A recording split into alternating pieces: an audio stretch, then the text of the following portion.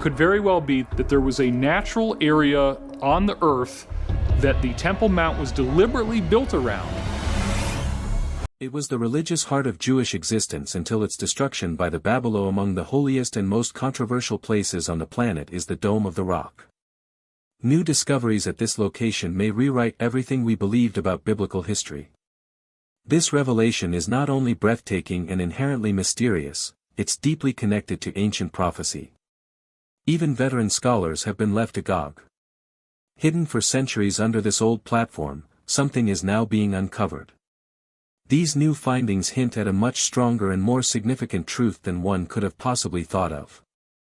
Is this the solution to an ancient secret lost to time, a sign of a prophecy unfolding, or an artifact so divine that even its presence would bring international attention?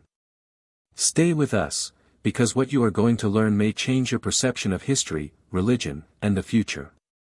But before we proceed, please subscribe to our channel so you will not miss what is next.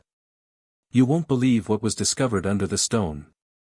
The Dome of the Rock, an important Islamic shrine, rises in the old city of Jerusalem on top of the Temple Mount, an elevated platform of great religious significance.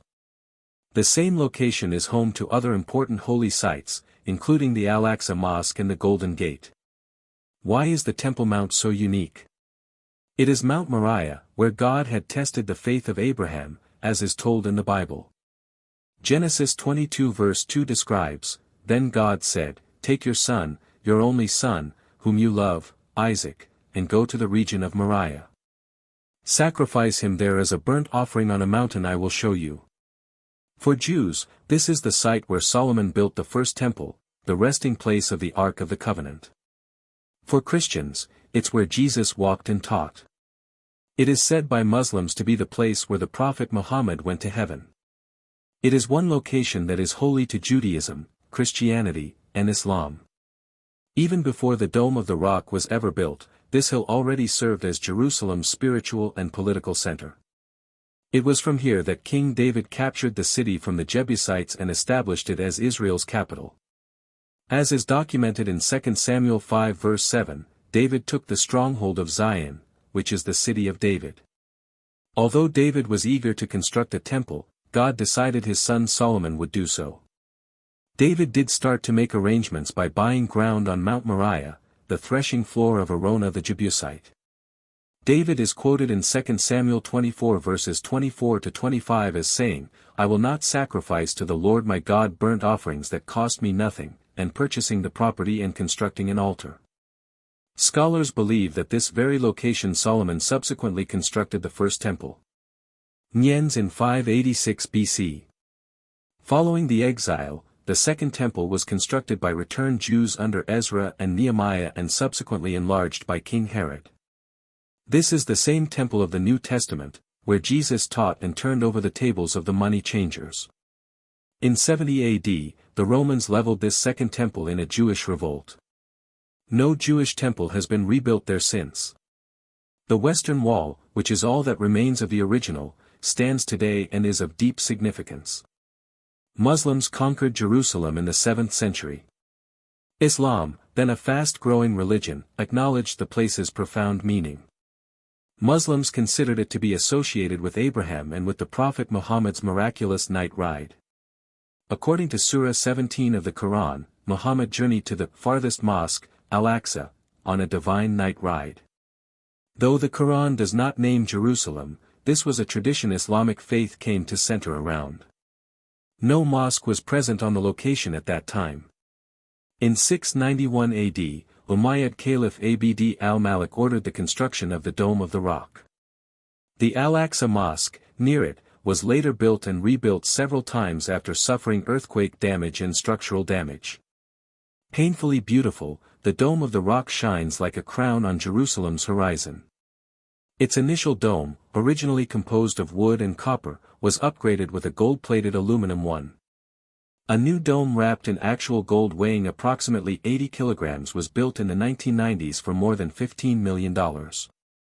But its real wonder is hidden underneath. A vast natural rock, a term that translates to sakra in Arabic or foundation stone in Hebrew, is located inside the shrine. This rock is thought by many to be the very spot where Abraham was to sacrifice Isaac. Jewish belief also attributes that this is the location where God initiated creation of the world and where the Holy of Holies was once located within Solomon's temple. More interesting still is the rectangular cutout on the face of the rock. It is precisely the size of the Ark of the Covenant in the biblical book of Exodus 25 verse 10.